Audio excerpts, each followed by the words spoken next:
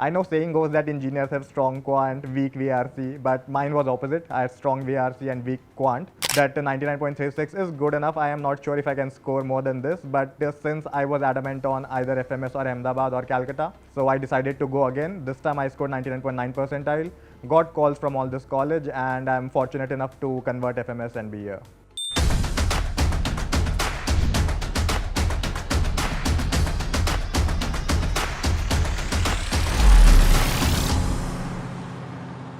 I am Karan Agrawal. I am from Bhattapara. It is in Chhattisgarh, and I am a computer science engineer. I was always thinking about doing MBA. I wanted to be in a leadership position in a corporate. So I initially thought that IT is the way to go. But while doing internship, I realized that this is not what I want to do. I am just doing hardcore coding, and which I'll be doing for 4 to 5 more years. So yeah, after internship, I got a PPO offer, but I discovered while internship that I do not want to continue this. So I did not join the job, and I took up CAT prep. In 23, I started in August, and exam was in November. So I did prep for 3.5 months. So my overall percentile is 99.90, in VA it is 99.85, DILR 99.02 and Quant 98.59. I'll say VRC I was comfortable with. I had good reading speed comprehension, so I did not denote much time on that. I was getting good score. Quant, I had to start from basics. I had to study all the concepts, so I did that, and while doing that, it took me till October. So I did not give any sectional test, any mock test. I started in late October. So I think this was the big reason I could not score good in quant, because I was just practicing basic questions and not the CAT level questions. This was one of the reasons for quant. And DI was also, I was average. But I think DI was manageable, because you can never fully prep for DILR, because you'll never get the same set of questions. You might get questions which are similar, but every time you have to just think from a new angle, or there will be new thing. Like for quant, you can see that time, speed, distance question means it will have standard 4 formats, something from that. But DILR, it can always be like some twists, some turns. But nevertheless, you should practice as many different type of questions as you can. All the resources are available on YouTube. So if you want quant, then Rodha is a channel by Ravi sir, very good channel. All the concepts are covered. And for VARC, I'm a big fan of Jijo sir. He has a free channel in YouTube also. Then please take tips from him, because he helped me a lot. And for DILR, simply just practice all the playlists you can find, all the different kinds of questions you can find. When I thought I'll do MBA, so my dream colleges were like either Ahmedabad, Calcutta or FMS. That was my only list. So in 23, I scored 99.36 percentile. Did not get interview calls from any of the Blackies or FMS or SPJ. So I was like, that 99.36 is good enough. I am not sure if I can score more than this, but since I was adamant on either FMS or Ahmedabad or Calcutta, so I decided to go again. This time I scored 99.9 percentile, got calls from all this college, and I'm fortunate enough to convert FMS and be here. Since I had already 1 year of gap, I graduated in 2022, so taking a second year of gap was a big risk, which I took. So I think this is where I do not recommend taking 2 years of gap.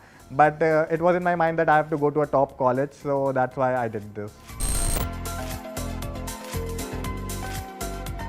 So in my first attempt, I started in August, so I had about 3.5 months, and I had to start completely from scratch. So I joined a coaching. I found out which of the sections are strong, which are weaker. I worked on them. And then while appearing for second time, I figured that quant was not my strong suit, so I worked on quant for entire year. I know saying goes that engineers have strong quant, weak VRC, but mine was opposite. I had strong VRC and weak quant.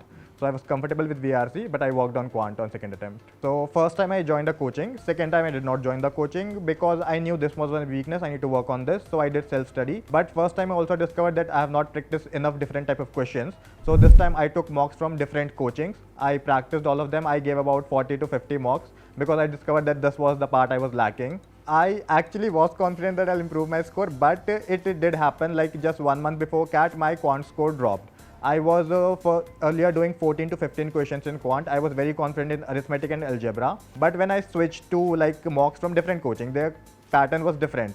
So that time there were geometry heavy questions, and I was not really comfortable with geometry. So my scores dropped a lot, and I was like that I'm going to repeat what I did in the first attempt. So that was my lowest point, but then I recovered. I figured out that geometry is not really my strong section. So I should maybe focus on really boosting my other section which are strong. So my CAT 2024 was actually a shocker on D-Day, because in VA I used to attempt all 24 questions, so I became pretty complacent that I'll just sail through VA, but it did not happen. I actually could not attempt all the questions. I only attempted about 20 questions out of 24 questions. So it had an impact when I got onto the DILR section, because it was in my mind that I could not attempt VA, I have to maximize on DILR, so I made a lot of silly mistakes in DILR. But still I managed to get 1 or 2 sets. And Quant mein, my strong suits were arithmetic and algebra, and this year Quants was tough on arithmetic and algebra. So again, it was bad for me, but I was able to figure out 7 or 8 good questions. I attempted that with 100% accuracy. I think first call I got from SIBM. I had a good score in Snap. I was confident that I'll sail through the interview, but I really tanked the interview. I did not do enough prep, so that was a waking up call that I need to start prep. So I started preparing for current affairs and for academics. I had Ahmedabad call and Mumbai call as well, so these were really academic focused. They asked a lot of questions about academics. Then Calcutta and FMS, they asked about my profile, what I wrote in SOP. So you need to be very thorough about what you wrote in your SOPs, because many questions will come from there.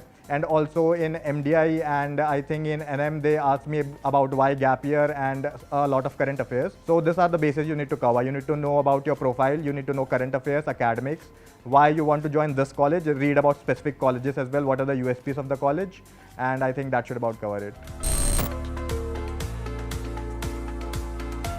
I had a courses. I was interested in stock market, so I did a course on that. I also was involved in my father's business, so I mentioned that. Then I got a lot of questions from that, because I think stocks was an interesting topic for them. So they asked a lot of questions. So it actually helped me also, because I was prepared that questions will come from here.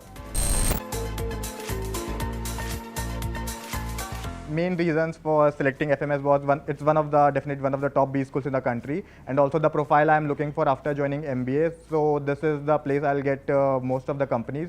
So it will be a good launch pad. Second one, this is a completely student-run campus. So this is, I thought will be a very good experience for me to be actually involved in the activities of the college and learn from it. Also, I was inspired by Moinak sir, who is an alum from FMS and is currently working in TAS. So I thought that this is the place for me to also shape my career. Main thing you should focus on is boosting your CAT score, because it personally helped me a lot. I did not had that much great interviews, but since I had a good score, good percentile, it helped me, and it helped me convert FMS and convert IIM Mumbai also, because this were mainly focusing on CAT score. And also be thorough about what you are mentioning in SOP about your background and your reason to join the college.